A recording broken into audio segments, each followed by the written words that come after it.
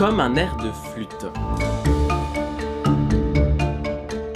La bâtisse tombait en ruine. Le crépi qui jadis devait être d'un jaune pâle et éclatant avait maintenant la couleur de la cendre et tombait en lambeaux. Aucune des fenêtres n'avait de carreaux à présent et les volets avaient été arrachés de leurs gonds. La toiture comportait quelques trous, mais semblait encore en bon état. Le jardin tout autour n'était autre qu'une friche envahie par les ronces et les orties et où les arbres commençaient à être étouffés par le lierre. Je passais devant tous les jours pour aller prendre mon bus qui m'emmenait au lycée.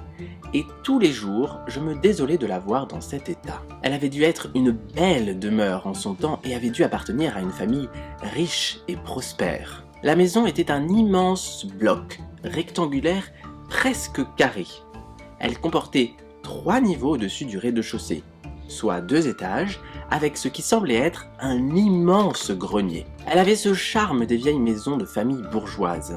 Un soir de mai, alors que je rentrais, il m'a semblé entendre de la musique provenant de la maison alors que je m'étais arrêté devant pour l'observer pour la énième fois. Je n'avais jamais essayé de pénétrer à l'intérieur, me contentant de sa façade. Mais cet air de musique à la mélodie mélancolique et claire à la fois me poussa à franchir le portail rouillé du jardin, non sans vérifier à gauche et à droite dans la rue que j'étais bien seul. Un passage entre les ronces était déjà formé. La propriété devait être régulièrement visitée par des enfants du quartier en quête de sensations fortes.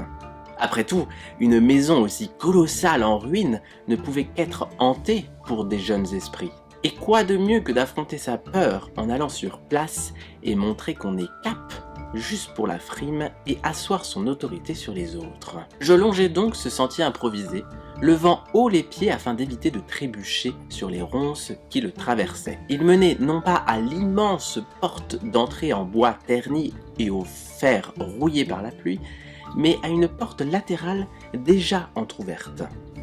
Je me suis faufilé à l'intérieur. Le sol était sale et jonché de verres de bouteilles de bière brisées qui crissaient sous les semelles de mes baskets.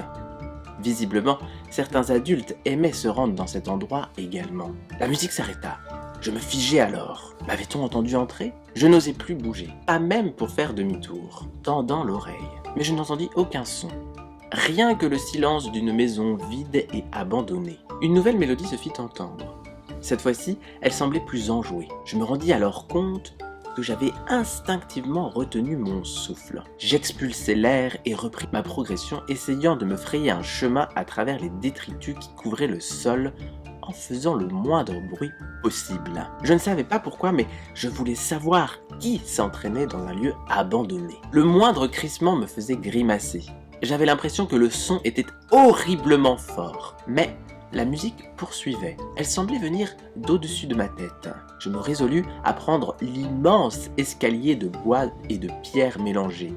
Il semblait encore solide malgré l'usure des planches et la couleur verdâtre. Des graffitis recouvraient la pierre du mur qui le longeait et la rambarde, retenue uniquement que par quelques barres de fer forgées, semblait vouloir tomber à n'importe quel moment. À mesure que je m'élevais, la mélodie se faisait plus puissante et plus onctueuse. Elle provenait d'une pièce située en face des marches. Il n'y avait pas de porte. Je me suis alors approché sur la pointe des pieds. Et là, la vision d'une masse translucide flottant dans l'air m'a alors glacé le sang et m'a pétrifié sur place.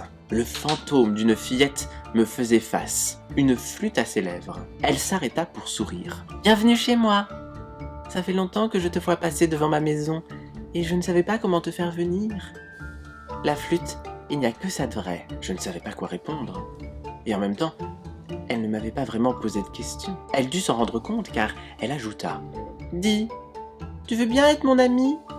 Je me sens si seule ici. » Elle s'approcha de moi et c'en fut trop pour mon esprit.